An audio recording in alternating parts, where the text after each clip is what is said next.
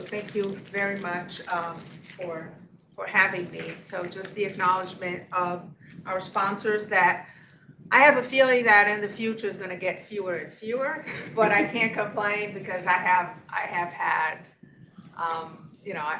they have helped us a lot. So I really appreciate the funders. Without them, we can't really do the work.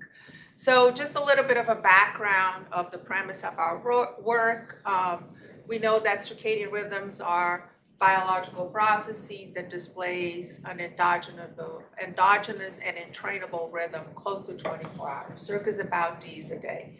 So every rhythm in our body that repeats at approximately every 24 hours are called circadian rhythms. So we have performance, we have biomarkers that follow a 24-hour pattern. The sleep-wake cycle is a great example of this circadian rhythm. We're supposed to be awake during the day, asleep at night, and many, many other parts of our body follow this circadian rhythms. What's interesting about circadian rhythms is they are generated and regulated by a biological clock in the brain. So we don't really need the external environment to continue to have circadian rhythms. If we are in a dark cave for 2, 3, 4 weeks, like maybe miners are, we'll continue to have circadian rhythms. The only difference is that these rhythms in humans are going to run with a period slightly longer than 24 hours. On average, about 24.2 hours in humans. So think of it that your biological clock is telling you is 7 o'clock in the morning, but your external clock is going to tell you 7:10 in the morning. And then tomorrow, it's just going to keep shifting and shifting and shifting because you are not synchronized. So in other words, you are running slightly behind your natural clock. So what you need is light dark that will daily reset your biological clock. So basically when you wake up in the morning, you get light, what you're doing is you're resetting your internal clock so that it runs with a period exactly of 24 hours so that now you're in sync with the local time on Earth. That's the same thing that happens when you travel from here to Europe or from here to Asia. You eventually, with the light-dark pattern out there, your body is going to reset and resynchronize to the local time of wherever you are. Now, if you don't get light at the right time, and for us would be the morning light, or if you get too much light at night, which happens with shift workers, light can also be a major disruptor. And we know that disruption of circadian rhythms is associated with a series of maladies, from poor sleep and poor performance, which happens sometimes when we do 1 week of night shift. So we stay awake one night, the following day we're miserable, we're sleep deprived, we're not feeling well, but we pretty much recover.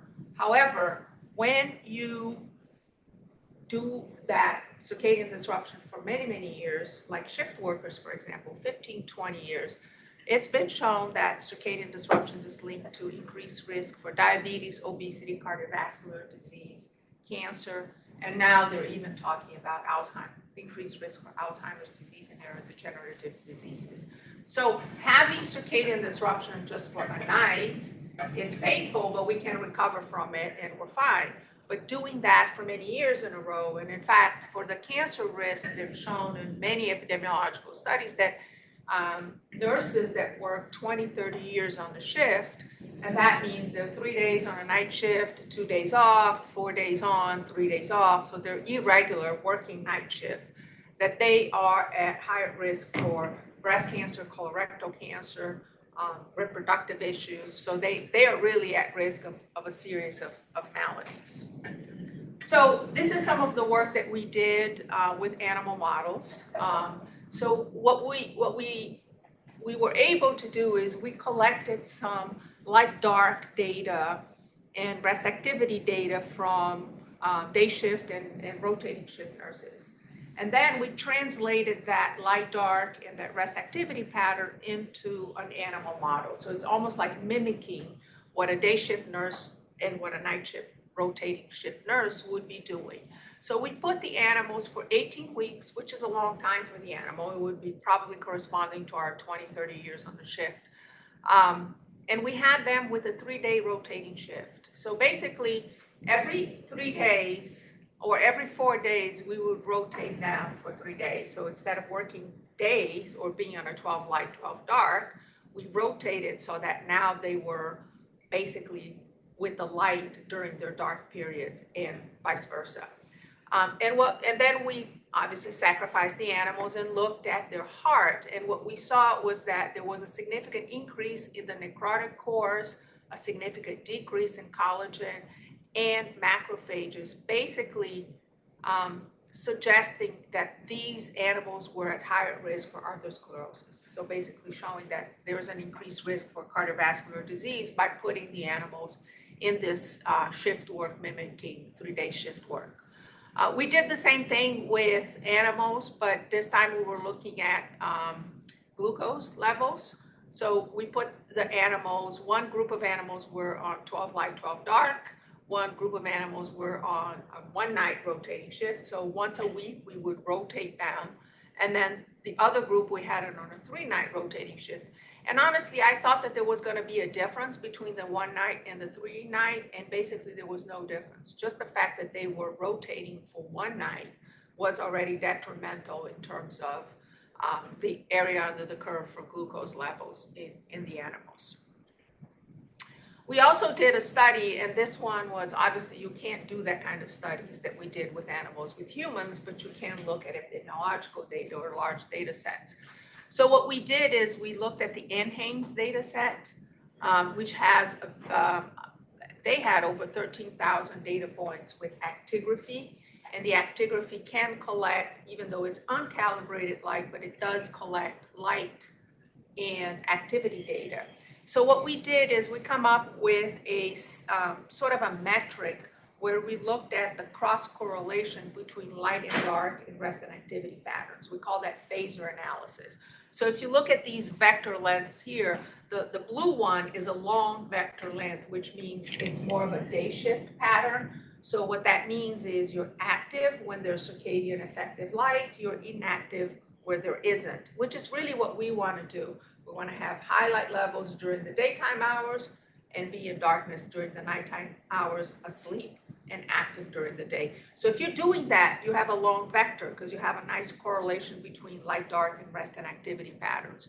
If you're a shift work, you actually have a very low phasor magnitude or this vector, which means that you are desynchronized. So you're active during circadian blind, so during the darkness, which may happen with shift workers, and you're asleep in quote unquote darkness during the daytime hours when you have high circadian light.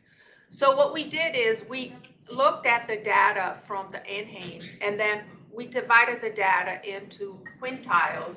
So the Q5 was the reference, which was a strong phasor magnitude. So basically think of people that are very entrained, they're very active when there's circadian effective light, they're very inactive when there's darkness. So that was the reference. And then as we get to weaker and weaker phasor magnitudes, we did see an increase in the glucose metabolism. So in other words, there's a negative correlation between high phasor magnitude, which means you're entrained, and risk for glucose metabolism. Or basically insulin resistance and high glucose levels. So even though obviously it's not the same direct effect that we saw with the animals, is basically translating the same results to humans, where we see that if you have circadian disruption, which here is a lower phasor magnitude, you have more risk for diabetes and glucose metabolism. So one of the very well-known circadian rhythms is sleep-wake cycle. So obviously the sleep-wake cycle and the circadian clock are very well linked. Typically, you are awake during the day, your biological clock is sending you this alerting signal during the day and a sleeping signal at night. That's why it's so hard to stay awake at night when you're a shift work, is because your biological clock is telling you it's time to go to bed. What are you doing awake? And it becomes really hard. So that lack of alignment between the circadian clock and the sleep-wake cycle is also problematic. And in fact, In fact, what it's been shown is that sleep cleans up the debris in the brain that accumulates during wakefulness. So while we're awake, we're basically accumulating debris in the brain. And when we sleep, we actually have fluid coming through the brain and cleaning up that debris. And more specifically, they think it's during your deep sleep that you have that. So what happens, for example, with day shift or night shift nurses, they may not sleep as well during the day because their clock is not letting them sleep as well. So it may be that they might be at higher risk for things like neurodegenerative diseases later in life. Or even anybody that is disrupted and doesn't sleep well may also be at higher risk for certain types of diseases. And one of them is Alzheimer's disease or neurodegenerative diseases because of the importance of sleep and how it cleans up the brain. Now, the other thing about sleep, it also promotes learning and consolidates memory. This was actually a very interesting study from Matt Walker that they did is they taught people cognitive tests and motor performance tests in the morning. Then they retested them in the evening, and they saw no difference in performance. Whatever you learn in the morning, you retest it, you do well in the evening. Then they taught them in the evening, and then they retested them in the morning with and without sleep deprivation. And what they showed is when people didn't sleep, they had a very strong detriment in performance. So they don't learn as much when they don't sleep. So, that's what I always tell kids is, there's no point in staying awake and pull an all-nighter for an exam the following day. It's a bad idea because you're not going to remember. It's better to study in the evening, get a good night's sleep, and then do your exam. Because during sleep, you actually consolidate the memory that you learned the day before. So in simple terms, what we really need, we humans, they are bright days and dark nights. But obviously what's happening, and we can see here in this room, we don't have bright days nowadays. I mean, in the built environment, it is really bad. And that's particularly true with some of the populations we're working with, like Alzheimer's disease patients and mild cognitive disease patients, people that tend to be more indoors and less mobile. At least we go out. It's a pretty day. We tend to go out. We go to the park. We go sit outside. We get some light. But some people can't do that. And that's what we're trying to fix by adding a little bit more light. And I'll show you some of the data. Now, I'm not going to get in a lot of detail here, but it's just a lingo that you're going to see in the rest of the slides.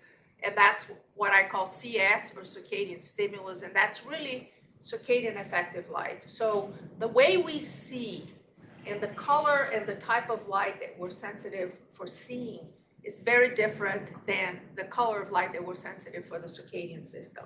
So basically for the circadian system, we are blue sky detectors and we need higher amounts of light. And all of the light in the built environment is designed for you to be able to see. If you look at this table here, you can read a paper really well, you can see very well, but you may not be activating your biological clock. It may not be strong enough to activate the biological clock. So the whole thing is, how can you design the lighting in the environment so that you give them the circadian effective light? And that's what we have been doing, is we have been giving them circadian effective light with the idea of promoting circadian entrainment and see if that improves sleep and other health outcomes. So here are some of the data that we show, light during the day improving sleep in daytime workers. This was one of the first studies we did a long time ago, where we collected data from federal workers in 5 different offices. This was a project we did with the General Service Administration. And basically, we had them wear a device that was calibrated to measure their circadian stimulus or circadian effective light. And then we split the group, that was about 120 participants. We split them into those that received a high CS or a low CS. So just to give you an idea of what a high CS is something around the middle here, around anything above 300 lux. I think we've done. Yeah, here. So this would be a CS of 0.3, which is what we think at a minimum you have to have during the daytime hours. And a CS of less 0.1 is below threshold for activating the circadian system. And by the way, you can see very well at that amount of light. At 30 lux at the eye, you can see really well, but it's not activating your biological clock. So the idea is if you have at least this during the daytime hours and this during the nighttime hours, that's a good bright day, dark night for the circadian system. So we split the people that were here, which was the low circadian, or here, which was the high circadian effective light. And what we saw was those that had low circadian effective light took longer to fall asleep, so they had high sleep onset latency. They self-reported having more depression, which is the CESD scores, and they self-reported having more sleep disturbances, which is the PSQI or Pittsburgh Sleepiness Quality Index, compared to those that had circadian stimulus. So that was suggesting that if you get more light during the day, you will sleep better at night and you will have less depression. This was a project we did because when everybody shut down during the COVID-19, I mean, we're a lab. How do you do work with everybody at home, right? There's just no way. So we started making up things. Said, okay, why don't we send out a survey? Because you know, when we were forced to go back home, it was like your kids, your husband or wives, your whatever. Everybody was in the home trying to find a space where they can do their Zoom calls. And you end up in the basement, you end up in the closet, you end up in really weird spaces so that you could do your work. So the hypothesis that we had was, okay, if you're getting less light, so you're in the basement or in the closet or whatever, you are sleeping worse and you're more anxious. So we sent out a survey. It got picked up by a couple of news organizations. So it ended up being all over the country, the survey. People responded. It was about 700 respondents. And we used about 560 people that were actually working from home. So we excluded people that were, you know, first responders that were not staying home and so on. And what we saw was pretty interesting. So this is the PROMIS, sleep disturbance and sleep-related impairment, where 50 is sort of the norm. Anything above 50 is worse, anything below 50 is better. So you clearly see that as you increase the amount of at-home light exposure, and obviously this is subjective, right? It's like I'm asking you, what do you think you're being exposed to here? Bright, dim, somewhat bright? So it's obviously because we couldn't get to people's homes to do measurements. But in general, what you saw is as people self-reported being in more of a somewhat bright environment, you have a reduction in sleep disturbances and sleep-related impairment. The same thing with the time spent outside. We asked people, how long are you spending outside? Half an hour, 2 hours, an hour? And what we saw is if they were spending greater than 1 to 2 hours outside every day, they were sleeping better. So again, it corroborates with the data that we had collected, where if you get more light during the day, you're sleeping better at night. We also did, and that was in November 2020, which was still during COVID. This was a project that we did with this. They are a facade, window facade manufacturer, and they manufacture these electrochromic glass for facades. And what this glass is it filters out a lot of the IR, the heat, so that the environment is not as hot or not as bright, in the sense that it doesn't have the sun hitting your eyes. Because this is one of the main reasons why we pulled shades. It's because there's the sun hitting our workplace or our eyes, so we pull the shades to get the sun out. In that case, the electrochromic glass changes their transmission so that it does that for you, so you don't have to be pulling shades. But what was interesting about this glass, and you can see here, it actually lets a lot of blue light in. And remember I told you that we're more sensitive to blue light for the circadian system, so it actually is a very efficient light that lets in for the circadian system. So we said, wait a minute, what if this is actually beneficial, because it's not, you're not pulling the shades and removing the daylight, you're letting that light in, and that light that's coming in is very effective for the circadian system.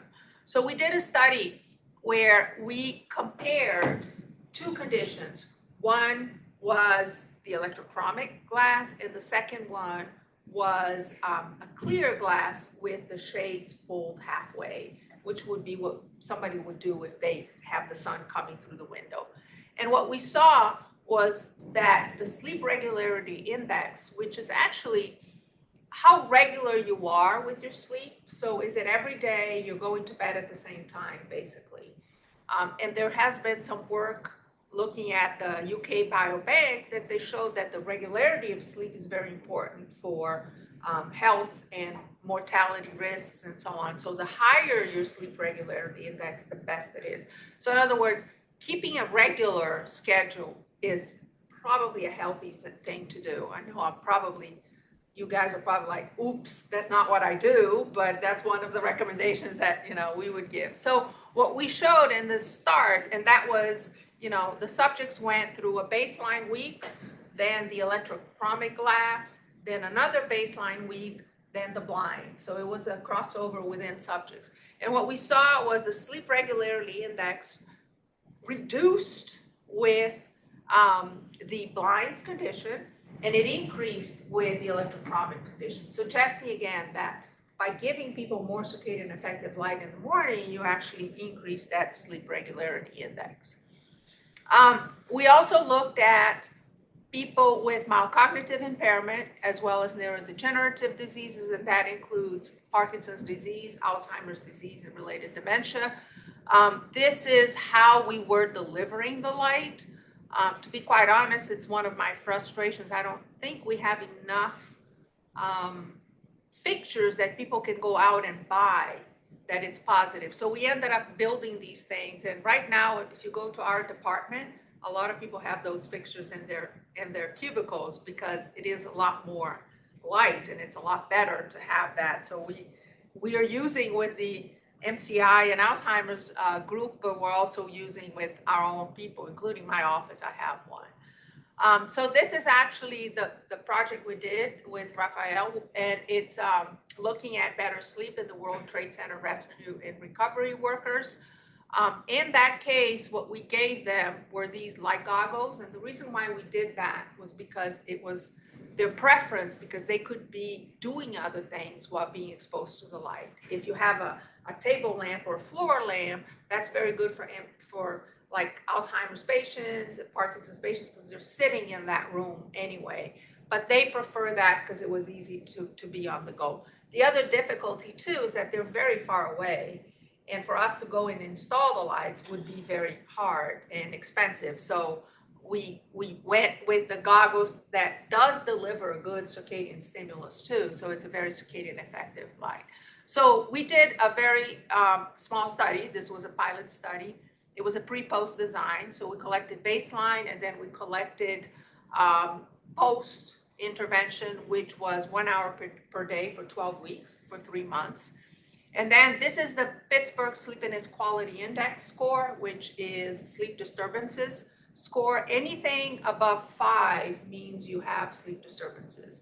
They do start very high, almost at 10, and we brought them down to about 8. So that was statistically significant, and we didn't get them down to 5, but I can tell you, and I think I'll show the data that when we did Alzheimer's patients after 6 months, we did get them below 5. So maybe if we had done a little bit longer, we would have seen the difference. But what was interesting too, and it's on the tape, it's the data on the table here, is that a lot of the other outcomes looking at actigraphy or objective sleep, they all went in the right direction, even though they weren't statistically significant, because we only got 16 to complete. It was hard to get that group of people to comply with the protocol. But at least a lot of it went on the right direction. We also have been doing a lot of work with Alzheimer's disease and MCI patients, and that's the study that I mentioned, that after 25 weeks, here 6 months, we were exposing people to light all day, and then evening we turned off the lights. And again, the sleep disturbance score, you start at 11, and as time goes by, you ended up after 6 months of the light exposure, it's actually below 5. Now, if you think about it, these are Alzheimer's disease patients that were in nursing homes, so they were sick. I mean, they were already advanced. And yet, we were able to improve their sleep disturbances, even though the disease was getting worse. So I really think it's pretty impressive that you're able to change the sleep in a population that it's basically going down. They're not getting any better, they're only getting worse.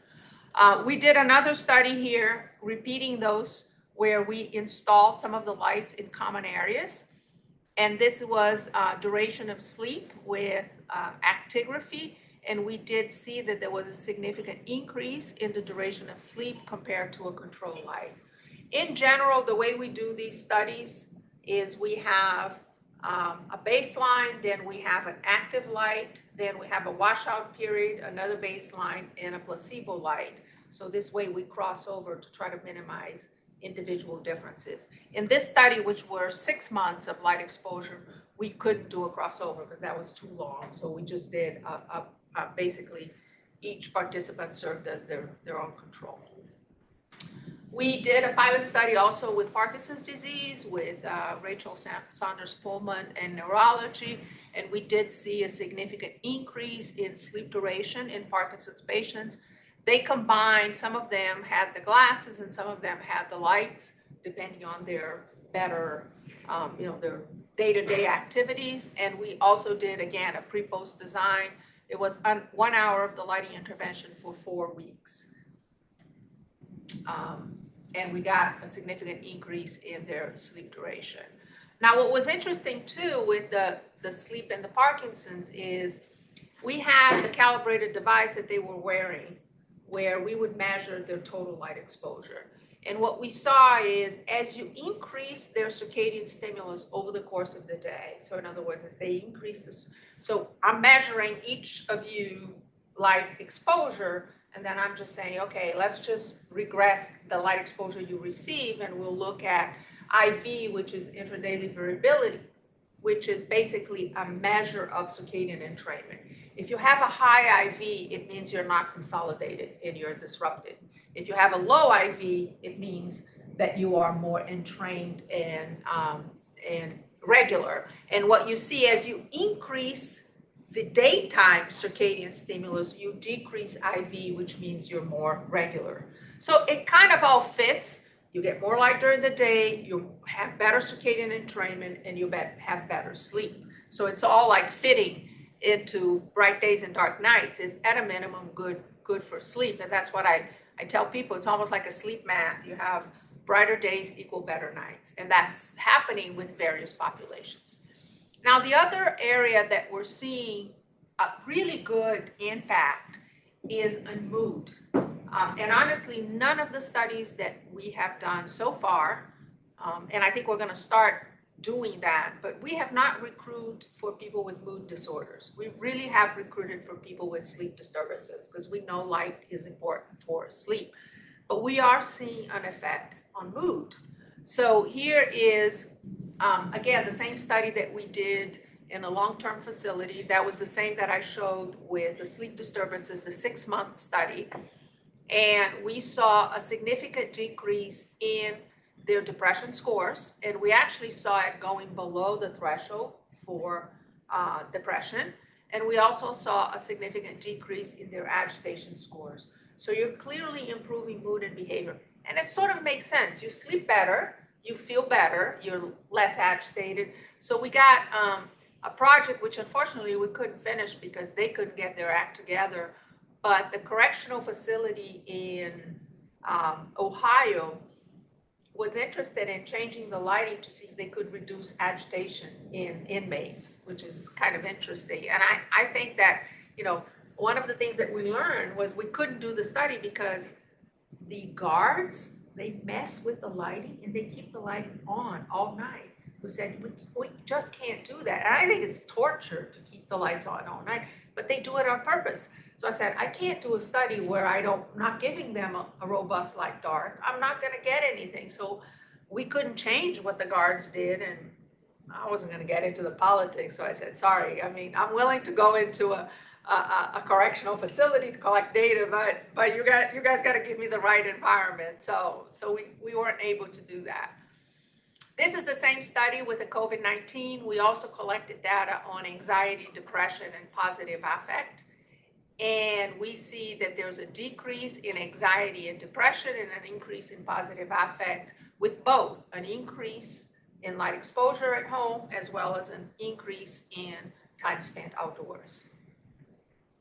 And this is the project that we did with the electrochromic glass. In addition to improving sleep, we also saw an improvement in the positive affect. So those that receive the electrochromic glass, which gives the circadian stimulus, increase their positive affect, while the people in the blinds decrease their positive affect.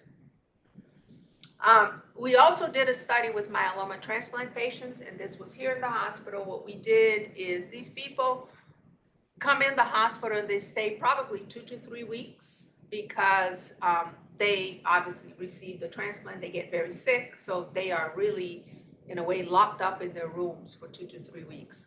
So we had a group that we delivered a really bright circadian effective light. We actually built these fixtures that could go from room to room. And then the other one had a similar fixture, but it wasn't delivering a circadian effective light. It was delivering a really low light level, but just they had the fixtures and so on, and we just told them we were looking at different types of lights and see which one was effective. And what we saw during you collect baseline, and then you have 2 days post-transplant, 7 days post-transplant, and 14 days post-transplant, which was about 1 or 2 days before they were discharged. And what we saw is, what happens is when you are in the hospital, you come in and trained and synchronized. And then what happens is by staying for 2 to 3 weeks, it's like staying in the dark cave for 2 to 3 weeks, you start getting desynchronized. And what these lights did, these lights actually maintained the synchrony in those that received the bright light. And what we saw was after 14 days, we did see a positive impact in mood. So people were more synchronized. I don't have the data for sleep here, but they did sleep better. And they also have reduction in inflammatory markers by having that light exposure.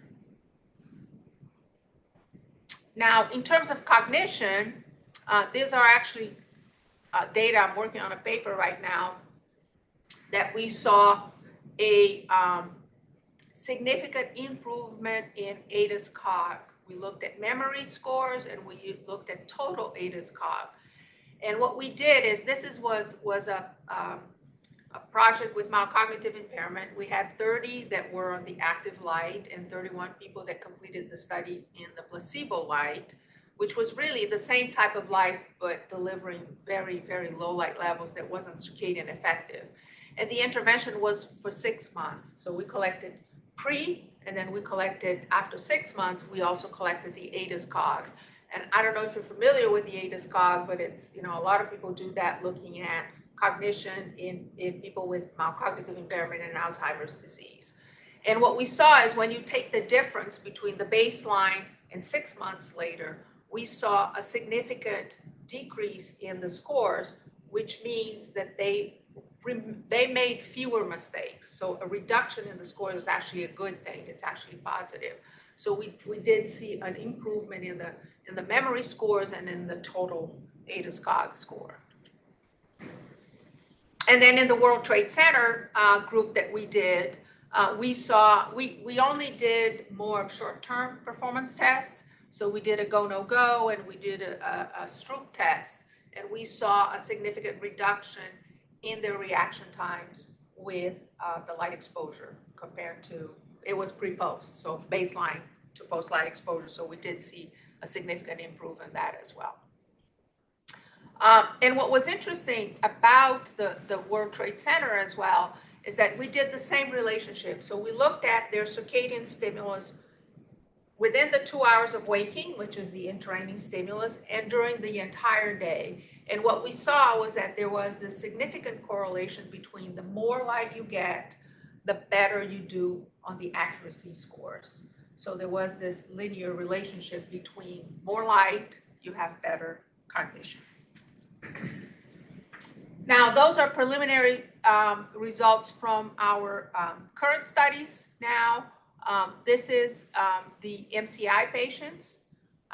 So this was a project that we did that we were looking at glucose area under the curve as well as inflammation in a group of people that went through a design which was, again, a crossover design. So they had baseline, then they had a month and 2 months of light exposure. We collected data at a month and 2 months.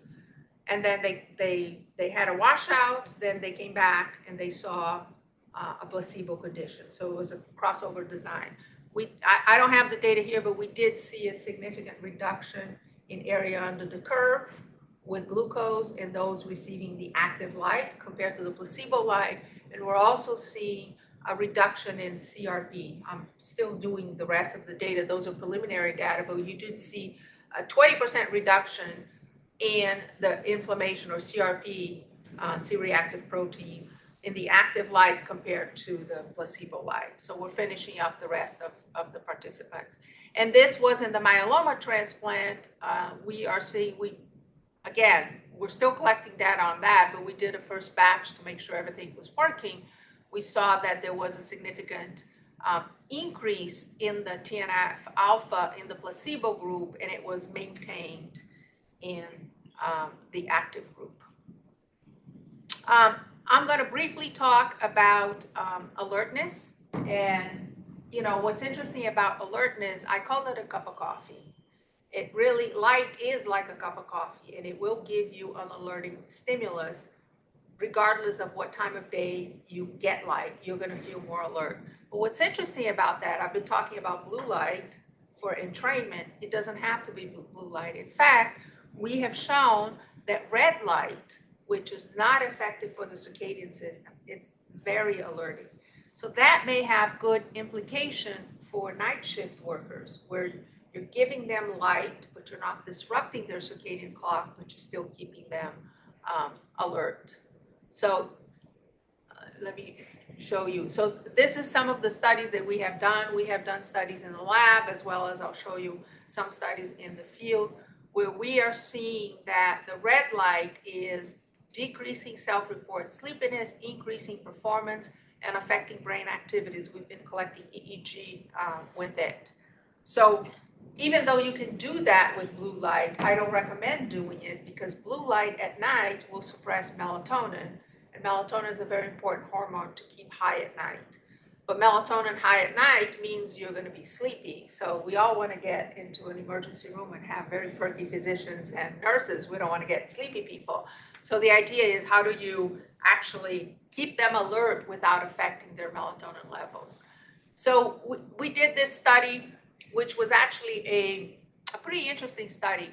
We were looking at sleep inertia, and I don't know if you know what sleep inertia is the people that actually have to hit the snooze button a lot, and when they get up, it takes them, some people can take an hour to actually wake up or feel fully awake. Some people get out of bed really quickly. But if you think of first responders, for example, they are 24 hours on shift, they nap, but when they get up, they need to be up on their feet, thinking and doing what they need to do. They don't have time to be, oh, I gotta get a cup of coffee, so I wake up. They don't have that. So what we did here is we had developed a light mask where we can deliver light through closed eyelids.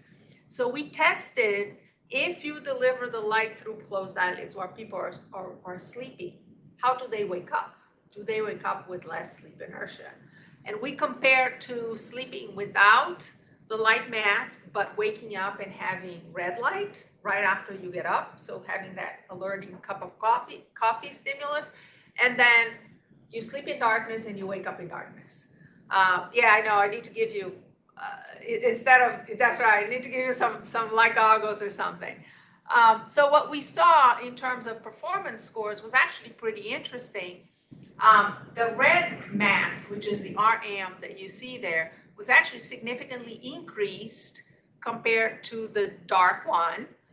And the response speed was also significantly increased, and the false start was significantly reduced. So it does seem like that, and I would love to do a study like that with 24-hour first responders. I mean, if you have access to that population, let's talk, because I didn't do it because I didn't have access to the population.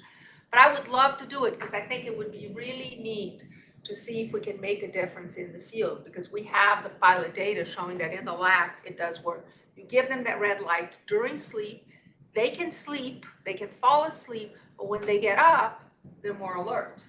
So I think it would be really interesting to test that. We also did red light to improve performance in nurses in the field, and we showed that after the red light exposure, we gave red light for 30 minutes at start, middle, and end of the shift. That's what time 1, time 2, and time 3 is. We did it in day shift and in night shift, and what we saw was that there was a significant reduction in the response time with the red light, both in the day shift and in the night shift. What was interesting is the effect was the greatest when they were more tired. For day shift was the end of the shift. For night shift was the middle of the shift that we saw that improvement. So that was kind of nice because we have a lot of data. I didn't have time to show all the data, but we have a lot of lab data showing that you have an increase in alertness with the red light, both during the day and at night. But I never had a field data. So these were nurses working in the field, doing their job, just taking that 30 minutes at start, middle, and end, and we saw a significant effect on it. So some of the implications, light and dark can and should be used as non-pharmacological intervention to improve circadian sleep disorders, mood, and behavior. Now, light is just as important as darkness, so we really need to think about both. For circadian entrainment, short wavelength or blue light is more effective, but any bright white light would do it. Our studies were using white light, but we're just increasing the light levels by about 2 to 3 times than what you normally get in the indoor environment. Now, light can also be used as a cup of coffee, and for that, you can do bright light, you can do blue light, or you can do red light. And I think one of the things that I can see in the future is more of a personalized medicine where everybody has their app, everybody knows where they are, everybody gets the light. The app is telling them to get light or not get light so that you maintain entrainment and alertness. So that is what I had for today. Thank you for your attention.